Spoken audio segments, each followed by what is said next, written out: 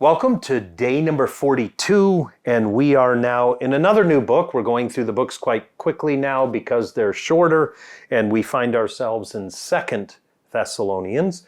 And Peter, is there anything that kind of comes to mind when we think about it? I know some of the themes are imported into the second letter that Paul writes that are found in the first, and kind of what's the major one that we find imported into the second letter? Well, a lot like the last thing, we find an important prayer right out of the gate in chapter 1. Yep. And then we find this kind of Paul trying to make them think eschatologically, to get them to think about the future day of the Lord as a way to norm their lives now. Yes. And so it seems like Paul thinks he needs to take the same tactic with the same people Sure. to try and keep them moving in the same direction. And what do you think that says to us, just very quickly? This idea of the day of the Lord. Yeah, well, it means that as we look forward into the future, even as we look back towards the life of Jesus, that we have an act of God to anchor ourselves in and orient ourselves toward that changes how we live now. So we get to live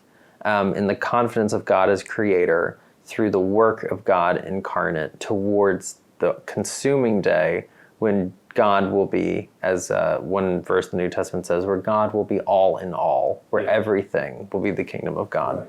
Right. And that finds its fulfillment in the day of the Lord, which gives us hope.